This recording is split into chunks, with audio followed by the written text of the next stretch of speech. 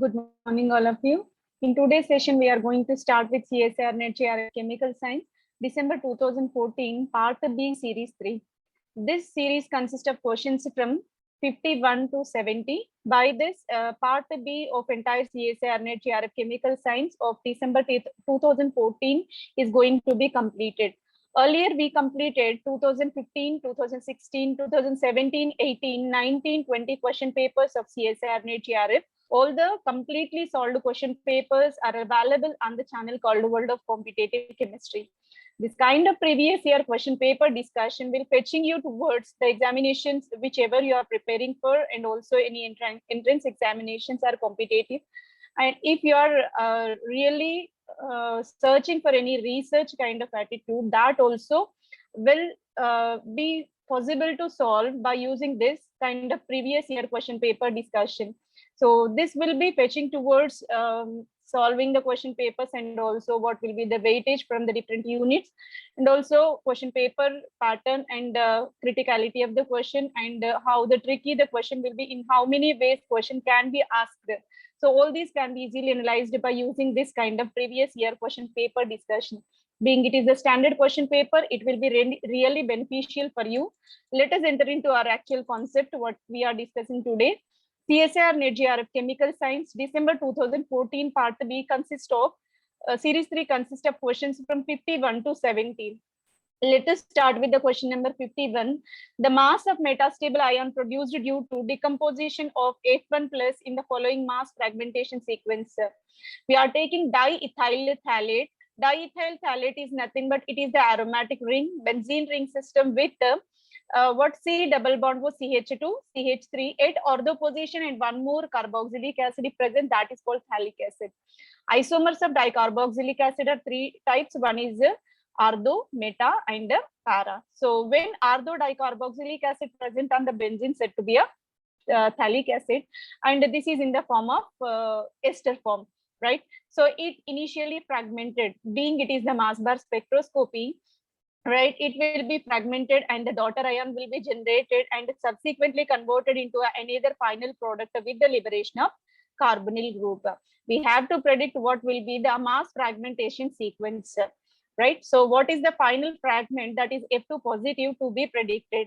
For that purpose, the mass of metastable ion produced in the decomposition of F1 place in the following fragmentation, that to be predicted. F1 is said to be molecular ion peak and F2 is called a daughter ion peak.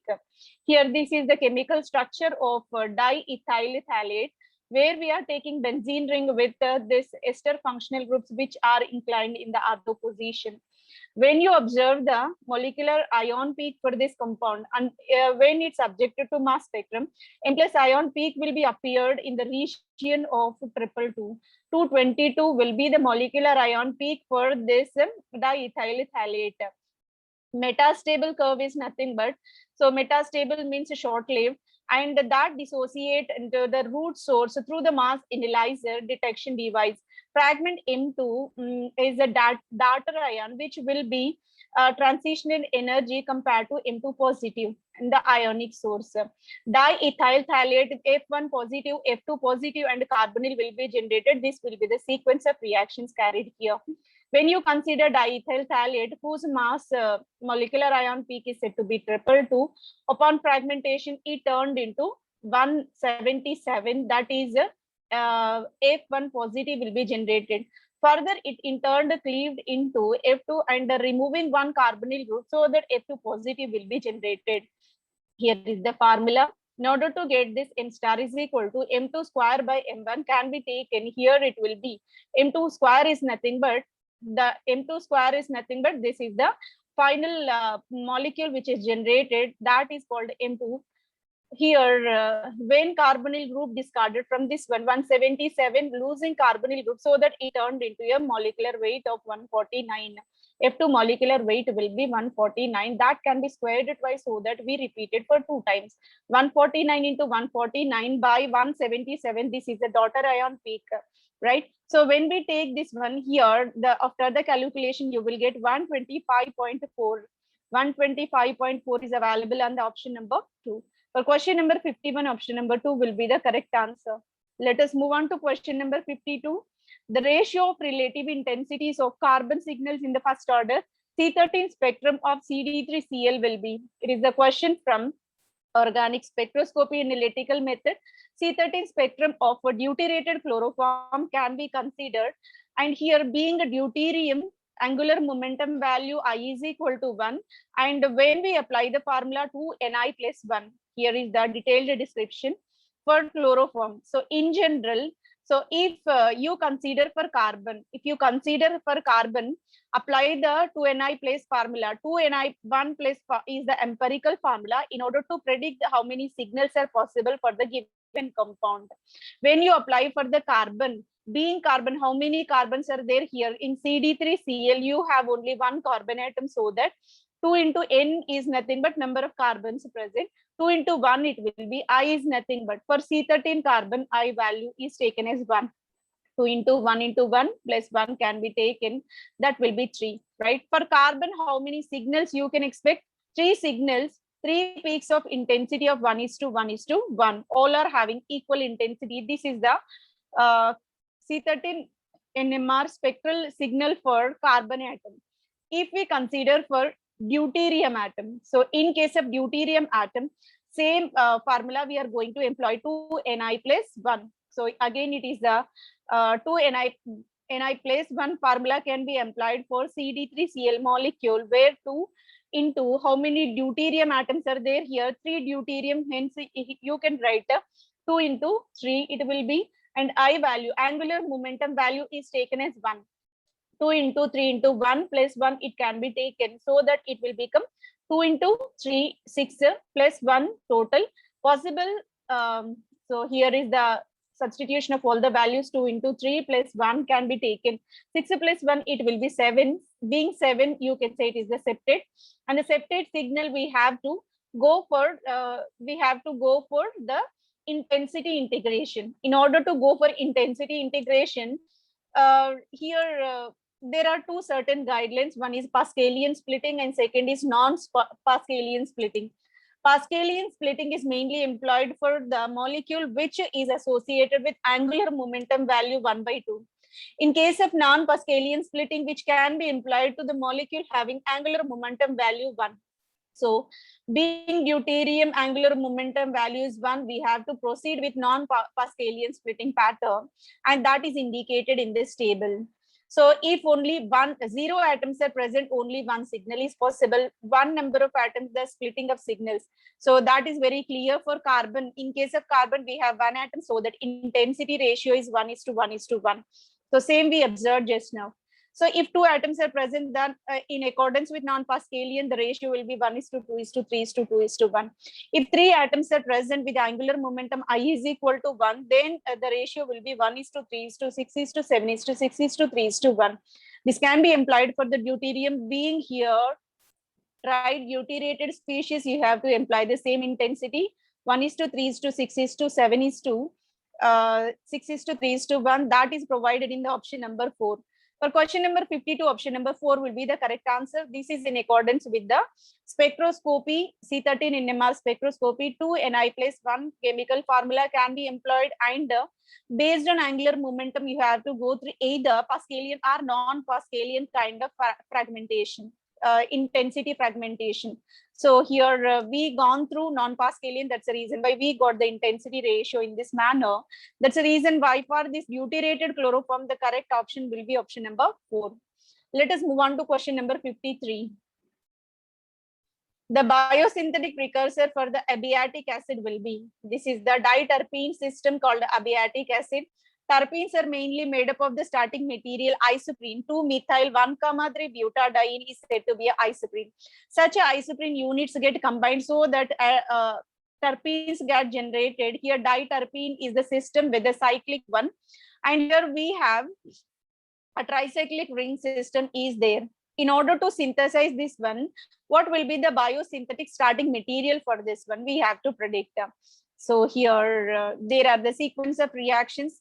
So natural product synthesis generally consists of several steps, and it is the very complicated process in order to go through the real-time mechanism for the conversion of starting material into the final product.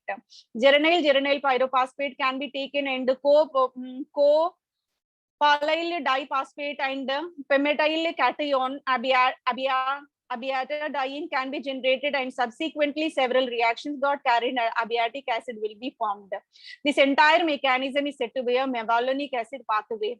That's the reason why, in order to synthesize abiatic acid, mevalonic acid pathway is the biosynthetic precursor, and these are the probable reaction sequential order in order to get the final product what we are expecting for diterpene system. So let us move on to question number 55. So let us see the exact answer for this one. Question number 53, option 2 will be the right answer. Let us move on to question number 55. Bond length of homonuclear diatomic molecules can be determined with the help of both. So in order to predict the bond length, it is very important to rotational Raman spectrum and electronic spectroscopy. These are the important techniques in order to predict the bond length. Bond length is nothing but distance between the atoms which are chemical covalently bonded with their own atoms. So that shorter distance is said to be a bond length, and which can be easily predicted by using rotational Raman and electronic spectroscopic methods, right? So these two are the suitable methods which are provided in the option number 3. For question number 55, option number 3 will be the right answer. Let us move on to question number 56. Question number 56, if the component of orbital angular momentum along the molecular axis heteronuclear diatomic molecule is non-zero, rotational vibrational spectrum will be.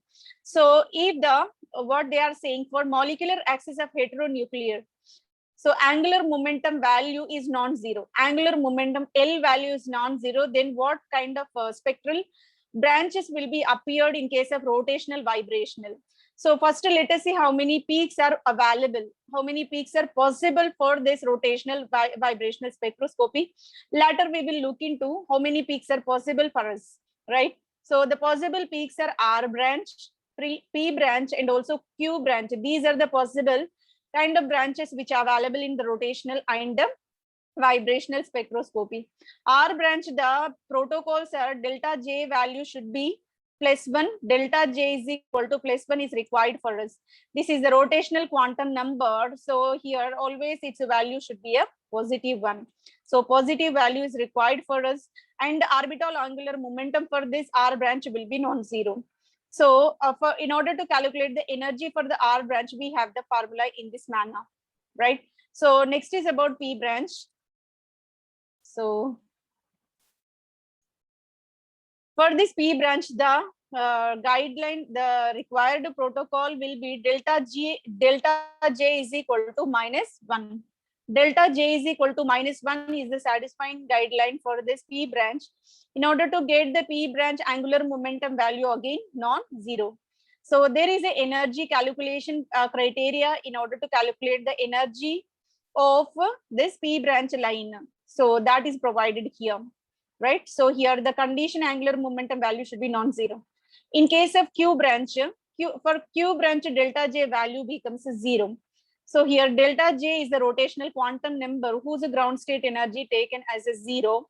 Then along with that, here angular momentum value becomes non-zero.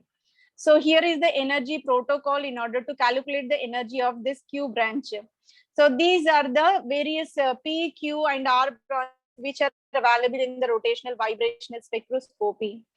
Based on this, you are very clear that angular momentum values of P branch, Q branch, and R branch are non-zero, so that all kind of these three are possible. P, Q, R, all branches are possible for this one. For question number 56, option number 4 will be the right answer. Let us move on to question number 57.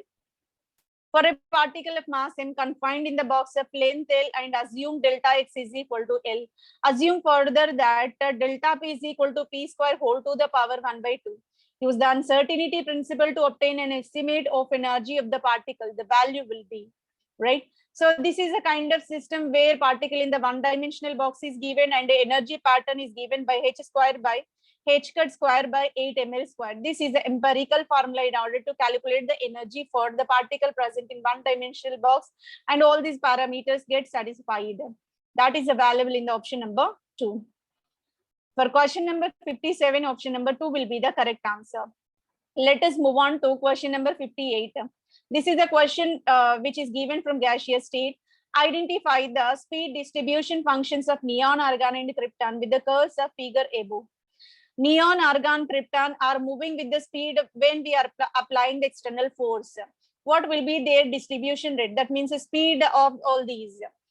There is a relation between the speed and the mass of the species. Mass is reciprocal to that speed of the ion. As the mass rises, its speed will be consequently decreases. Mass is inversely proportional to speed of the gas. Atomic weight of neon will be 20, argon will be 39.9, almost is equal to 40. Krypton will be 83.8. These are the molar mass, atomic masses of all the noble gases which are available, neon, argon, and krypton respectively. So that neon will be the lighter and faster, followed by 40 and followed by 83.8 krypton will be given.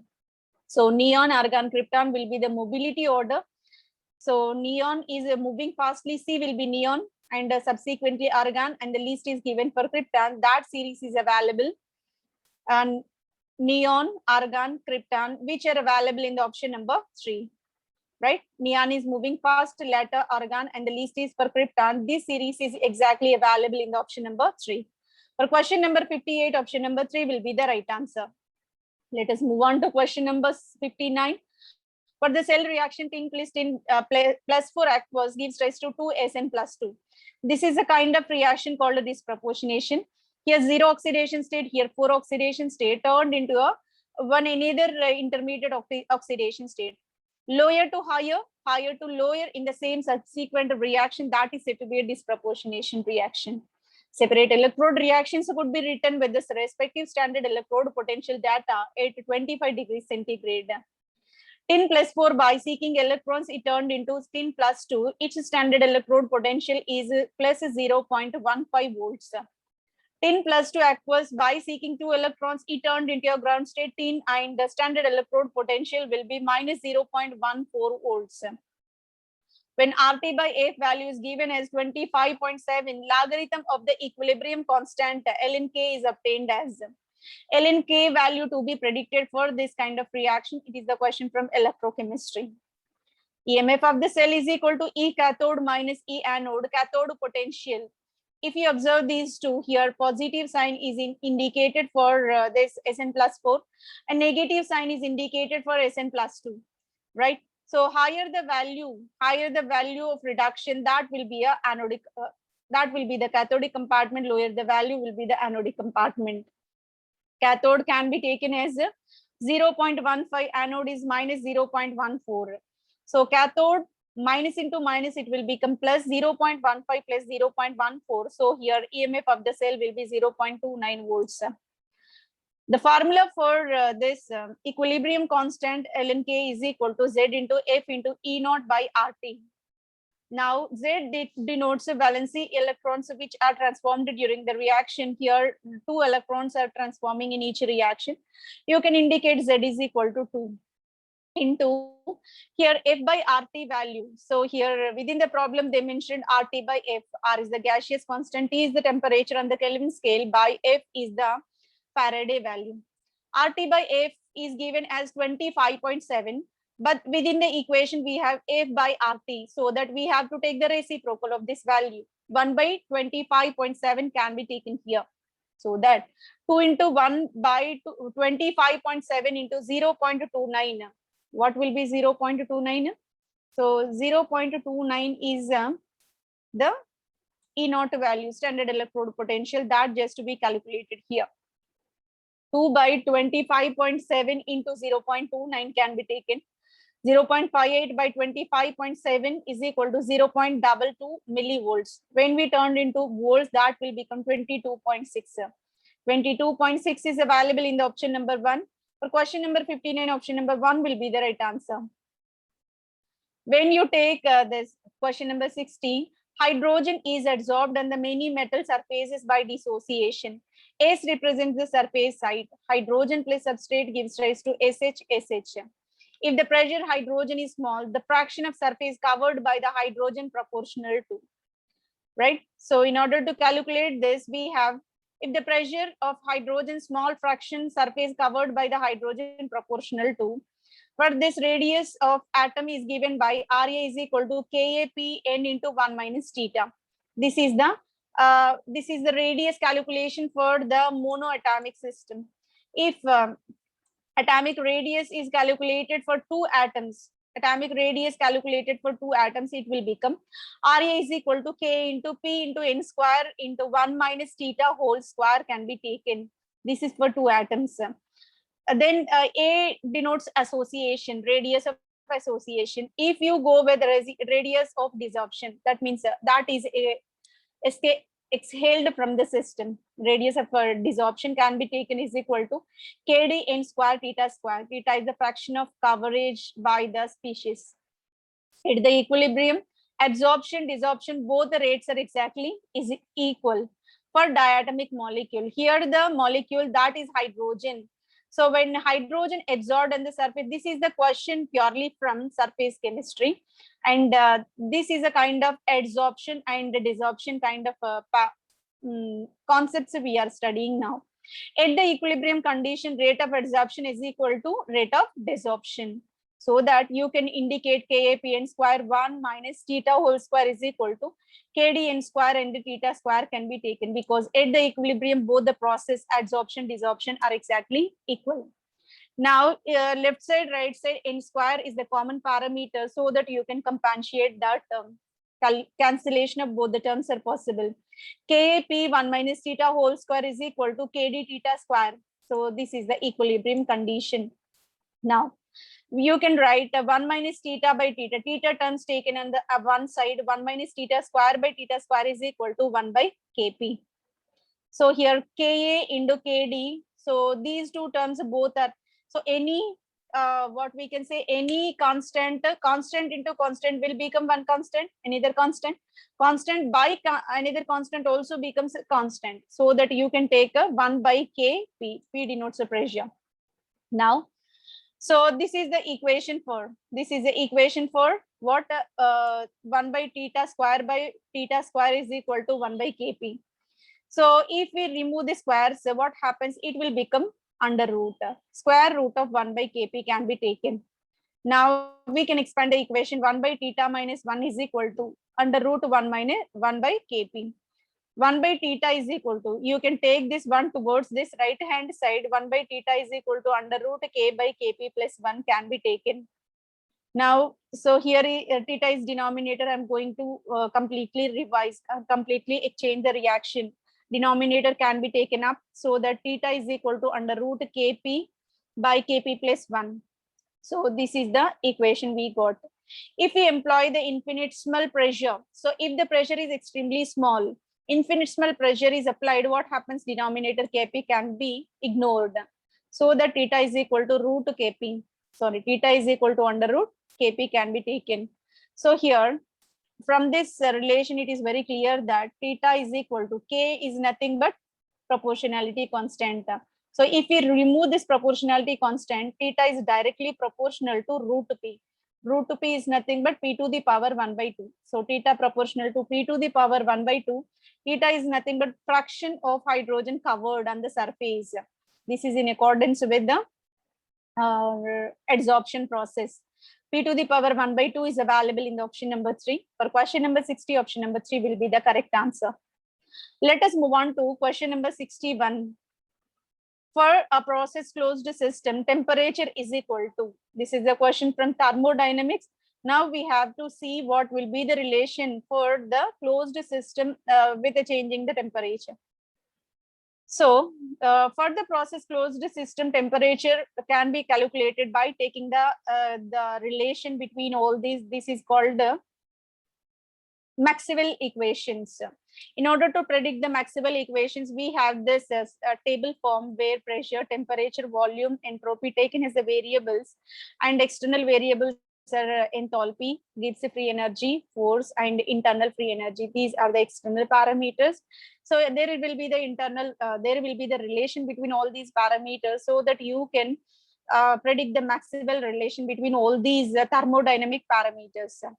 Temperature is equal to dH by dT, P is equal to du by dsV in accordance with this Maxwell relation. Here you can clearly see that This temperature mainly depends upon dH by dt is equal to du by ds. dH by dt is equal to du by ds. This will be the relation. That kind of relation is available in the option number 4. dH by ds, dH by dsp can be taken here. That is available in the option number 4. For question number 61, option number 4 will be the correct answer. This is purely explained based on Maxwell relation. So this temperature is equal to taking the differential of dH by dt, dH by ds is equal to du by ds. dH by ds is given here. So where pressure kept as a constant, the pressure taken as the constant, that is given in the option number 4. For question number 61, option number 4 is the correct answer. Let us move on to question number 62. The exact differential df of the state function f x y among the following will be. Again, it is a question from physical chemistry, and we have to go for the derivation of this kind of relation. For that purpose, exact differential df for the state function f x y, in order to calculate this, we are going with the parameters called Gibbs free energy, enthalpy, A, and the internal free energy. Right? So here z is equal to f into function of x and y. G is equal to function of temperature and pressure. Differentiating the equation with respect to z axis, dz is equal to dz by dxy, dx plus dy by dy can be taken. Here, this entire term, for our simplification, this can be taken as m, and this term can be taken, this ratio can be taken as n. dz is equal to m dx by m dx plus n dy. Z is the state of the system, and exact differential of these two can be taken as dm by dy is equal to dn by dx.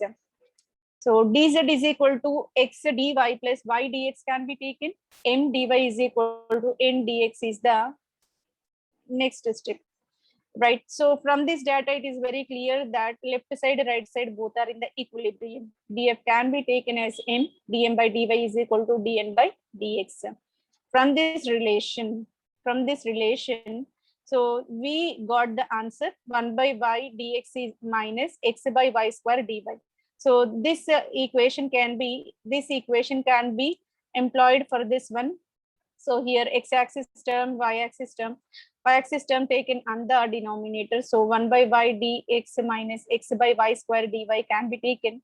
This will be the right answer for this, the exact differential df for the following. Question number 62, option number 4 will be the right answer. Let us move on to question number 63. The angular momentum operator Lz is equal to minus I h cut d by d pi has a eigenfunctions of the form experimental I a pi. The condition that full rotation leaves such an eigen function unchanged, satisfied for all the values of a. So here, all the values of a are 0, plus or minus 1, plus or minus 2, plus or minus 3. When we are taking the values of a in this manner, so this is the a values. If we are taking this one, so here this kind of equations will be satisfied. For question number 63, option number 2 will be the right answer.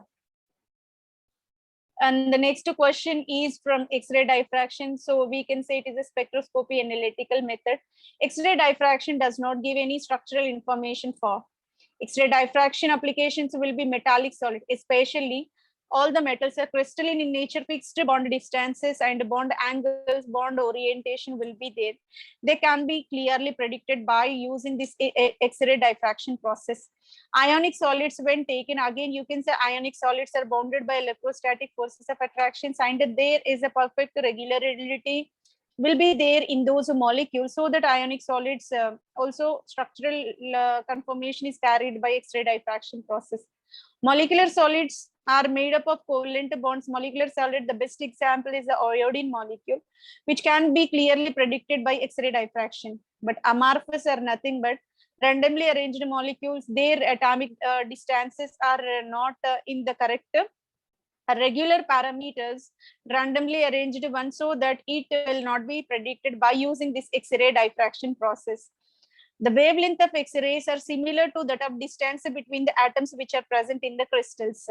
So that crystal distance and wavelength of the X-rays are exactly matching, so that it will execute what will be the structure and the bond lengths which are present in the given crystalline substances. Whereas when amorphous substance, amorphous nothing but atoms are not regularly packed and close packing system even present, but a regularity is missing in that. So if you take a glass molecule, for example, being it is the amorphous system, so here periodic array is missing. That means a repetition of the atoms and their regularity is missing. Long range order, you can't find that kind of periodic array. So that X-ray diffraction pattern cannot be employed for this kind of system. So correct answer will be option number 4 for question number 64. Let us move on to question number 65. A reaction A plus B plus C gives rise to a D, that is the final product. 3 components get combined, a final product D will be generated. Then what will be the mechanism? A plus B initially combines to give AB intermediate, that in turn treated with the C, and the final product D will be generated, in which first step remains essentially in the equilibrium. So here double-headed arrow indicates forward backward reactions possible simultaneously, and reactants to product there is a equal concentration, so that you can say there is a equilibrium. If delta H is nothing but change in enthalpy, is the enthalpy change for the first order, and E naught is the activation energy for the second reaction, the activation energy of overall reaction. Here see, delta H enthalpy change first order is E naught. Delta H for first order is taken as E naught. And for the second reaction, activation energy to be calculated. For that purpose, we have the equation A plus B plus C gives rise to D. So AB gives rise to C, A plus B. A into B plus C gives rise to D, in which first step remains essentially in the equilibrium. So here we have the formula. Delta H, nothing but change in the enthalpy, is equal to E absorbed minus E AB. B denotes what? Backward reaction minus EA F. EA is nothing but activation energy. EA is nothing but activation energy. B denotes backward reaction. F denotes forward reaction. Activation energy of backward reaction minus activation energy of forward reaction. This difference is taken as the enthalpy change. So that EA2 is equal to E naught. The overall energy is given as E forward minus E naught minus EAB. This is the overall energy. So here what will be the formula? E forward minus E backward, that already we know. So this value we can substitute as delta H. So delta H value is substituted here, plus E naught is more, so that delta H plus E naught can be taken. Overall energy can be given as E naught plus delta H, that is available in the option number 3. For question number 65, option number 3 will be the correct answer. Let us move on to question number 66. Wavelength lambda in the nanometers. Lyman series for an 1 electron ion is in the range of 24 less than or is equal to lambda less than or is equal to 30. Ionization energy of the ion will be closer to 1 joule is equal to 10 to the power 19 by 1.6 electron volts. What will be the final answer, right? So for that problem, Lyman-Balmer series, nothing but ground state will be 1. Whatever the electron present, that will be coming to the N1 system. N is equal to 1 system, that is said to be Lyman series. If it is coming to the second one, that is said to be a Balmer series. Balmer series lays in the visible region. Lyman series lays in the ultraviolet region, right? So if we go for the entire derivation and the subsequently calculated energy will be calculated as 52 electron volts. 52 electron volts, the ionization energy for this kind of Lyman series energy. 1 electron ion containing Lyman series energy, which is in the range of 24 less than lambda less than 30. Means less than 24, not greater than 30. So within this range, the electron will be operated. The ionization energy of this kind of system, 1 electron system, is provided as 52 electron volts. For question number 66, option number 3 will be the correct answer. Let us move on to question number 67. A sample experiment revealed that polyvinyl chloride formed in the medium has Mn is equal to 13. Number average molar mass is 13. Weight average molar mass is 16.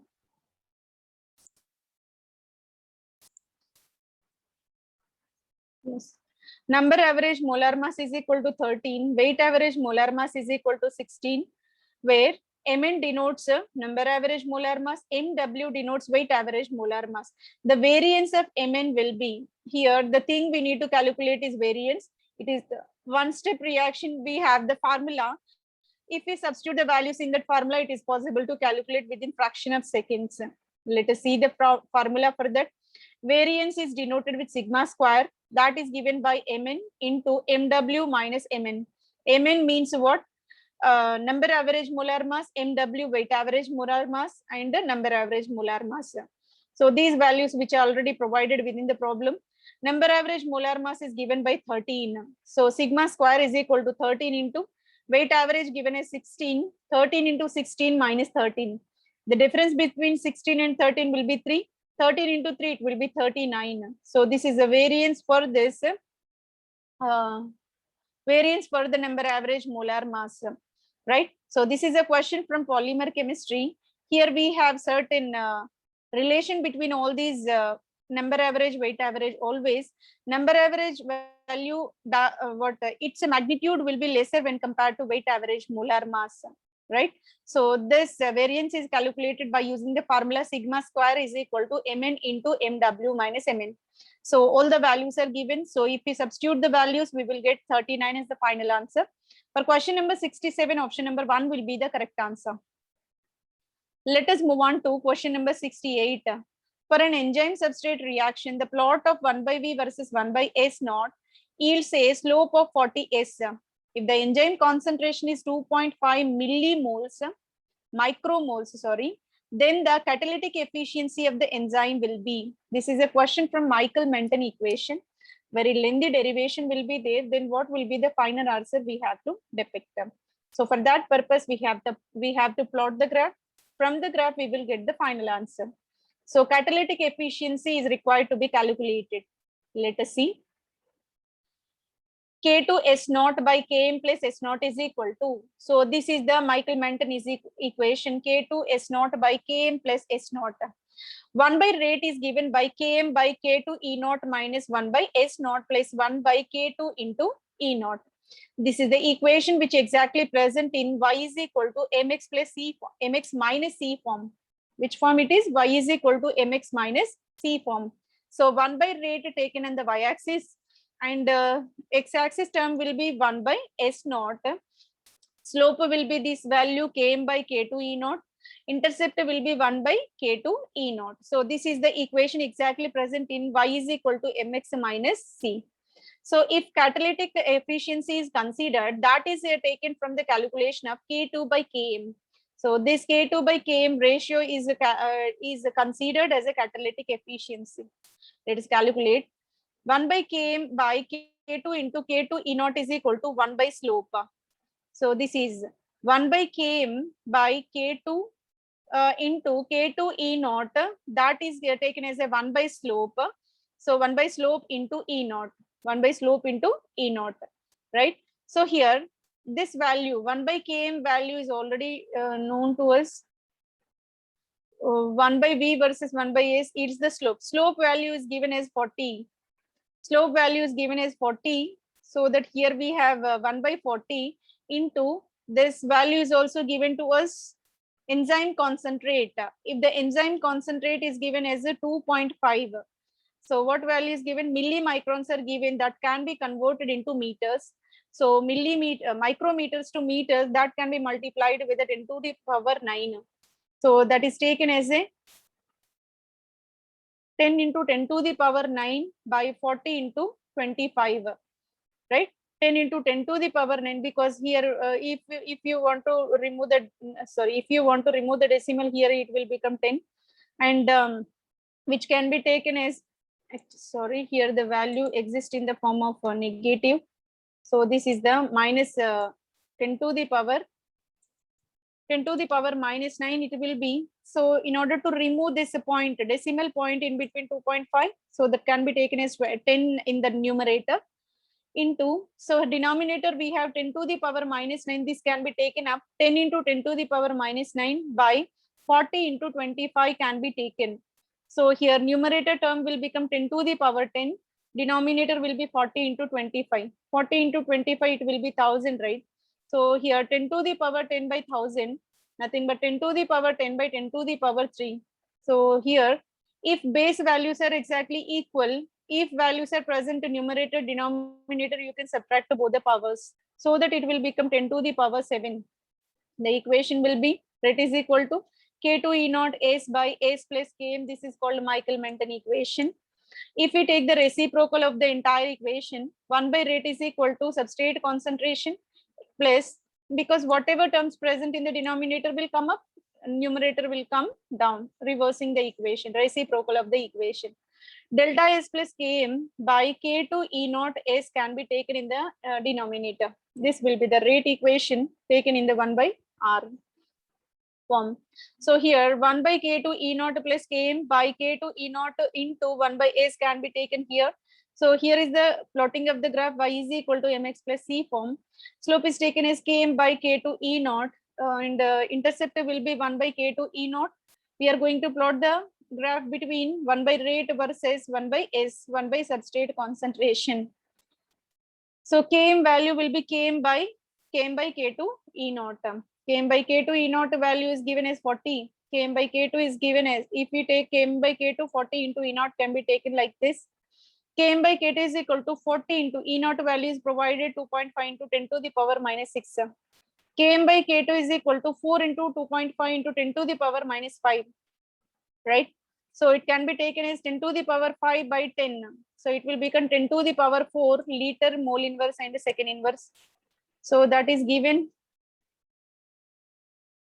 10 to the power 4 liter mole inverse second inverse. That is given in the option number 4. For question number 68, option number 4 will be the correct answer. Let us move on to question number 69.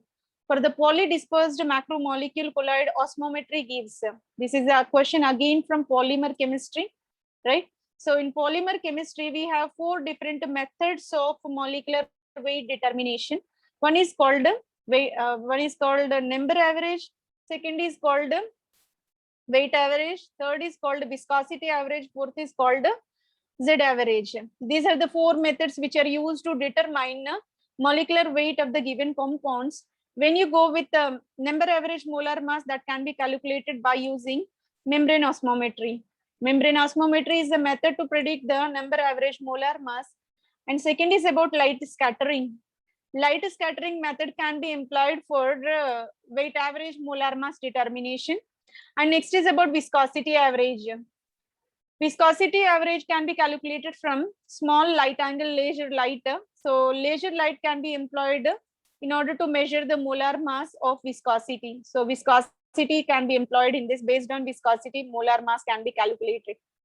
And next is about Z average. Z average can be calculated by sedimentation process. That is the ultracentrifugation process.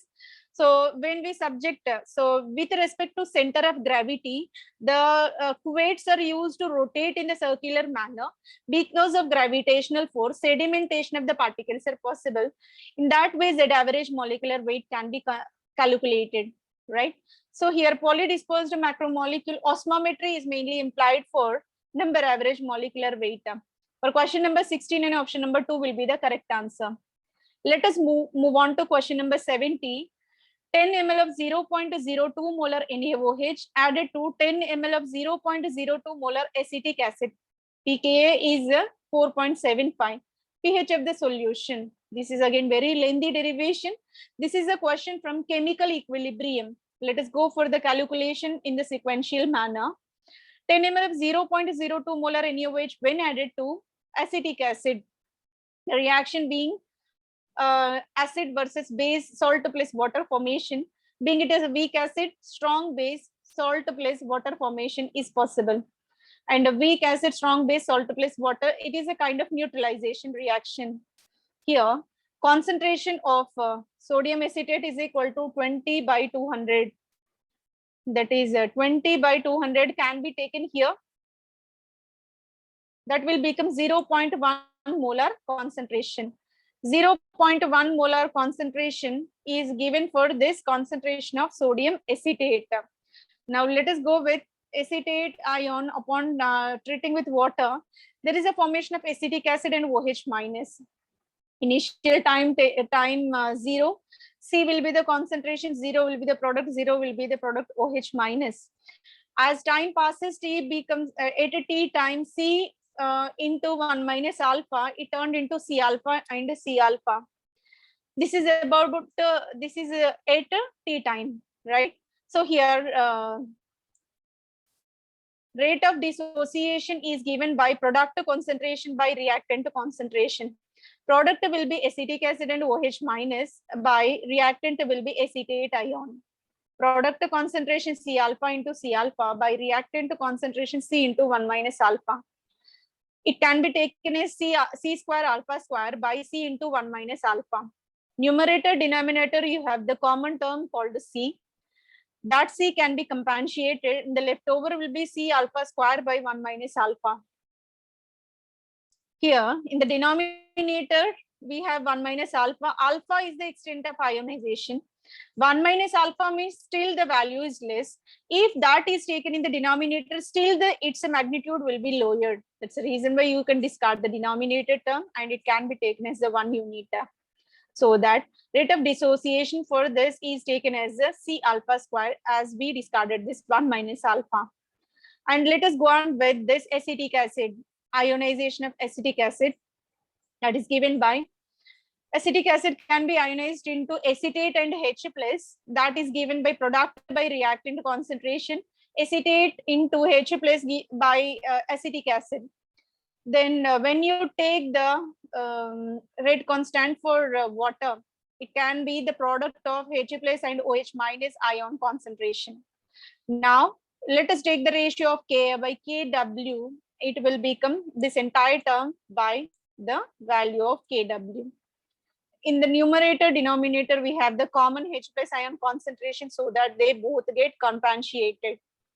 Now Ka by Kw is equal to acetate by acetic acid and OH minus, and this is exactly is equal to 1 by Kh. This is exactly is equal to 1 by Kh.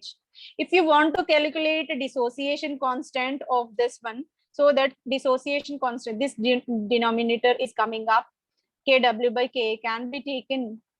Then Kh value just to be calculated as C alpha square. Just we got the derivation for the equilibrium constant, dissociation constant, sorry. Kh is equal to C alpha square. Now let us calculate alpha.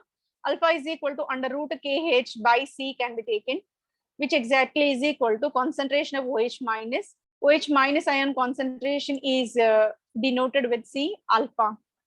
So OH minus ion concentration is equal to under root C into Kw by Ka. We can substitute in this way also. So POH is equal to, POH is nothing but negative logarithm of OH minus ion concentration. Again, this is in accordance with Sorensen. Now it can be taken as a minus of log OH minus concentration exactly is equal to these entire terms, right? That's why root I'm taking as 1 by 2 minus 1 by 2. And this can be, we have to employ the log for this OH minus ion concentration. That's why log of OH minus concentration is equal to C into Kw by Ka. So this can be substituted as a C into Kw by Ka. Now POH is equal to minus 1 by 2 log C into Kw by Ka. POH minus is equal to minus of half log. So we are going to expand log. The log can be multiplied with all. Log C plus log Kw. So if it is there in the denominator, that is taken as the minus 1. Minus of log Ka can be taken. POH minus is equal to half. This negative charge can be multiplied with the all parameters present in the bracket. So here it will become half minus of log C minus of log Kw minus of log Ka. POH minus is equal to half minus of log C. Negative logarithm of Kw is taken as pKw, and positive logarithm of Ka is given as a minus of pKa. So here plus pKw minus a pKa. So in this way, you can substitute the latter. pH can be calculated as 14 minus POH. 14 is this one. POH just now we derived, that is half into 1 minus 1 by C plus pKw. Always water pKw value is taken as 14 because 7 for H plus 7 for OH will be 14 minus a pKa, right? So here, if we go for the calculation, it will be concised into 7 plus pKa plus log C. 7 plus pKa plus log C. Because here denominator it can be compensated in such a manner so that it will become 7 plus pKa plus log C. pKa value is provided within the problem. They mentioned pKa value in the problem as 4.75. 4.75 is the pKa value, and moreover concentration is also calculated. The concentration calculated as 0.1. C is 0.1. We have to substitute these two parameters in the given equation. 7 plus 4.7 plus log of 0.1 by 2. 0.1 by 2, because here the entire term we have a 1 by 2, right? So that's 7 plus 4.7 by 2. So this can be, this by 2 can be separately indicated. 4.7 by 2 minus log of 0.1 is taken as 1 by 2, right? So if we go for the calculation of this one, the final pH of the solution is calculated as 8.87. That 8.87 is provided in almost roughly related with the option number 2, 8.4. For question number 70, option number 2 will be the correct answer. This is a question from chemical equilibrium where pH of the solution is calculated based on dissociation constant values, right? So by this entire CSIR NET JRF chemical science, part B series 3 was completed. By this part B successfully completed. In the next session, we will go with the part C in the different series. Thank you very much for your consistent listening. Hope this session will be very much helpful for your further preparation. Thank you. Thank you.